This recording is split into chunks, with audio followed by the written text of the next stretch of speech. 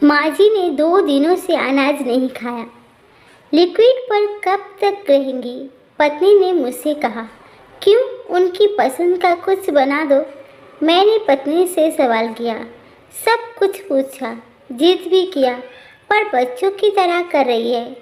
पत्नी ने उत्तर दिया। मैं कुछ दिनों के लिए ऑफिस टूर पर था।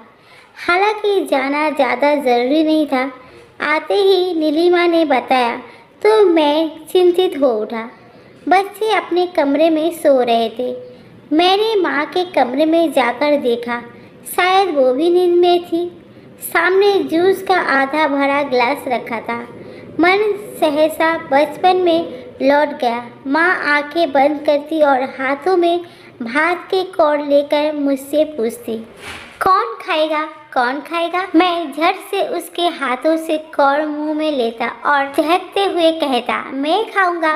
नमक तेल के साथ चावल खिलाना हो या सिर्फ मार के साथ, इन रूखे सूखे खाने को मुझे खिलाने का माँ का ये तरकीब कायम था। उन थाली के निवाले में मेरे लिए कई लड्डू, कोई कभी पेड़ा, कोई जलेबी होता और सबसे अंत में झूठ मूठ की रसमलाई, जिसे खिलाने के बाद अक्सर माँ की आंखें डबडबाए आ जाया करती थी। मुझे समझ नहीं आता तो मैं कोई पूछ लेता, क्या हुआ माँ?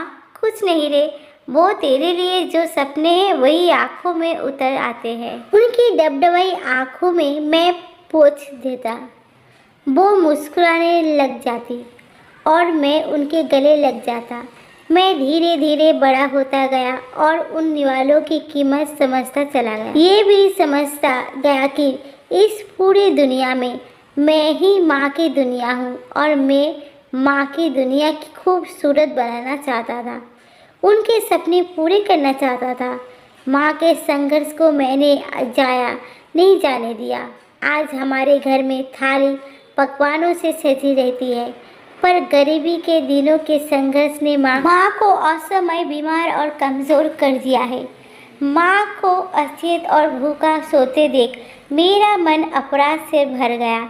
माँ ने उस परिस्थिति में भी मुझे कभी भूखा सोने नहीं दिया। ऐसे पैसे का क्या काम जब माँ ही भूखी रहे।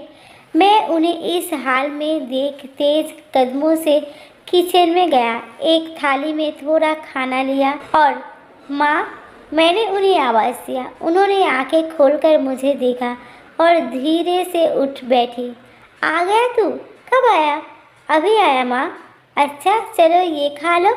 उन्होंने खाने से बिल्कुल अरुचि दिखाई, अपना मुंह फेर लिया, बिल्कुल एक बच्चे की तरह। मेरी आंखें डबडबा आई थी, पर मैंने खुद को सहमत कर अपनी अधखुली आंखों से उन्हें देख रहा था। उन्होंने अपना चेहरा मेरी तरफ किया और एकटक मुझे देखने लगी। शायद वो बचपन के दिन उन्हें याद आ गए थे। उनकी आंखें भीग आई थी। उन्होंने मेरे हाथों से वो निवाला लिया और बच्चों की तरह रो पड़ी। मुझे तेरे बिना अच्छा नहीं लगता बेटे। जैसे बचपन में थोड़ी देर माँ का ना देखने पर मैं रो पड़ता था। शायद माँ अब उसी अवस्था में आ गई थी। मैं डबडबाई आंखों से उन्हें एक और खिलाया। मैं अब एक दिन के लिए भी कहीं नहीं जाऊंगा माँ।